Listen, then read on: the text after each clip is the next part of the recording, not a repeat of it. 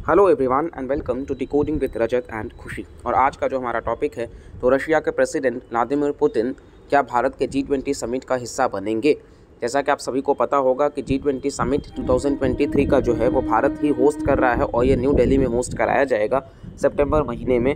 तो कहीं ना कहीं ये कयास लगाए जा रहे हैं कि राष्ट्रपति पुतिन भारत आएंगे या नहीं। जैसा कि आप सभी को पता होगा ब्रिक्स का समिट भी इस साल अगस्त में होना है, जो कि साउथ अफ्रीका के जोहानिसबर्ग में हो रहा है। तो वहाँ पर ऑलरेडी पुतिन जो है वो नहीं जाएंगे, क्योंकि पुतिन के खिलाफ अरेस्ट वारंट जारी किया गया है इंटरनेशनल क्रिमिनल कोर्ट के द्वारा। तो इस वारंट जारी होने के बाद में, क्योंकि दक्षिण अफ्रीका जो है वो ICC का सदस्य है, तो पुतिन अगर दक्षिण अफ्रीका की ज़मीन पर कदम रखते हैं तो उनको टेक्निकली अरेस्ट कर लिया जाएगा। हालांकि भारत क्योंकि ICC का मेंबर नहीं है, तो पुतिन भारत अगर आते भी हैं तो उनको अरेस्ट नहीं किया जाएगा। लेकिन जब से रशिया यूक्रेन वॉर हुआ है वो सेंट्रल एशियन नेशंस के साथ साथ में ईरान जैसी कंट्री में गए हैं, बेलारूस जैसी कंट्री में गए हैं, जो कि उनका एक अलाई ही है। और अभी वो टर्की में भी इस महीने जाने की बात है और अक्टूबर मंथ में चाइना में भी। लेकिन भारत के साथ क्यों नहीं? क्या भारत के साथ संबंध खराब हो रहे हैं? क्या पुतिन भारत के साथ गुस्सा हैं? तो बहुत सारी बातें इस वीडियो में हम जानने की कोशिश करते हैं क्या वो बातें हैं। तो चलिए वीडियो की शुरुआत करते हैं। वीडियो पसंद आएगा तो प्लीज़ लाइक, शेयर और सब्सक्राइब भी करके रखिएगा।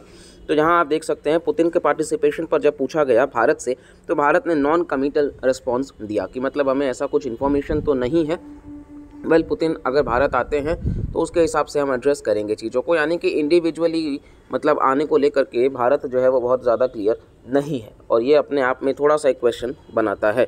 वहीं अगर आप देखेंगे तो जैसा कि हमने ऑलरेडी बताया कि ICC के अरेस्ट वारंट के बाद में पुतिन जो है वो ब्रिक्स समिट के लिए तो नहीं जाएंगे, लेकिन अब भारत के प्रधानमंत्री नरेंद्र मोदी भी ब्रिक्स समिट के लिए शायद साउथ अफ्रीका ना जाएं, क्योंकि भारत जो है वो चाइना के साथ में डायरेक्ट कहीं ना कहीं वो कन्फ्रंटेशन में हिस्सा नहीं बनना चाहते हैं, मतलब आमने सामने वो नहीं होना चाहते हैं। इसी वजह से इस साल SCO जो है शंघाई कोऑपरेशन ऑर्गेनाइजेशन, उसका भी प्रेसिडेंट इस साल के लिए भारत ही है। तो कहीं ना कहीं वो समिट वर्चुअली कंडक्ट करा दिया गया था, क्योंकि वो लीडर्स को नहीं चाहते थे कि पाकिस्तान और चाइना के लीडर्स भारत के ज़मीन पर आकर के कश्मीर जैसे मुद्दे को उठाएं या किसी भी तरीके से उस मीटिंग के हिस्से को डाइवर्ट करें।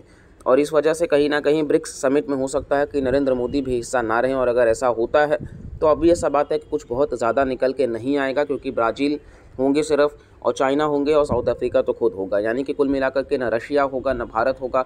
तो ये अपने आप में एक ऑर्गेनाइजेशन का भी फेलियर माना जाएगा। इसी के साथ साथ में आप देखोगे तो ये वो सेंट्रल एशियन कंट्रीज़ हैं, कज़ाकिस्तान, किर्गिस्तान, ये सारे जो नेशंस हैं, उज़्बेकिस्तान, तुर्कमेनिस्तान, तो ये सारे नेशंस में ही पुतिन जो है वो विज़िट कर चुके हैं। लेकिन अभी आप देखेंगे तो भारत आने के लिए कहीं ना कहीं टेंशन्स हैं। और ऑलरेडी आप देखोगे तो रशिया जो है वो भारत के साथ में जो रूपी रूबल का ट्रेड हो रहा था वॉस्त्रो अकाउंट के तहत, उसके तहत भी उन्होंने कैंसिल कर दिया है। और अब भारत जो तेल परचेज़ भी कर रहा है वो चाइनीज़ युआन में कर रहा है। तो क्या हम कह सकते हैं कि कहीं ना कहीं रिश्तों में खटास आ रहा है? इसको लेकर के भी हम एक डिटेल्ड वीडियो चैनल पर लेकर के आएंगे कि किस प्रकार से भारत का ये एग्रीमेंट अपने आप में फेल हो रहा है। एंड ऑफ डी-डॉलराइजेशन की तरफ क्या हम बढ़ रहे हैं? क्या इंडियन रूपी प्रॉब्लम में है? बहुत सारी बातों को हम डिस्कस करेंगे। और ओवरऑल आप यहाँ पर भी देखेंगे तो रशियन प्रेसिडेंट जो है वो चाइना जा रहे हैं, ये अनाउंस हो चुका है, जो कि अक्टूबर में जाएंगे। लेकिन अभी क्योंकि सितंबर में G20 समिट है तो उसको लेकर के बात नहीं हो रहा है। और अगर पुतिन G20 का हिस्सा नहीं बनते हैं तो ऑब्वियसली वेस्टर्न कंट्रीज़ जो हैं वो ड्रैग करेंगे सिर्फ यूक्रेन वॉर की बातों को, यानी कि G20 का बहुत इंपॉर्टेंस नहीं रह जाएगा। ऑलरेडी हमारे यहाँ जो फाइनेंस मिनिस्टर और फॉरेन मिनिस्टर्स समिट हुआ तो कोई जॉइंट डिक्लेरेशन अनाउंस नहीं किया गया है। और भारत को ये बैलेंस करना होगा, क्योंकि रशिया यूक्रेन वॉर के बाद में जो इंडोनेशिया में समिट हुआ बाली में, वहाँ पर भी पुतिन नहीं गए थे।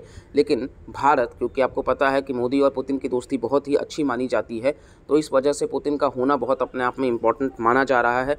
बाकी देखते हैं जो भी रहेंगे, लेकिन ओवरऑल इस वीडियो से हम सिर्फ इतना ही आपको बताना चाहते हैं।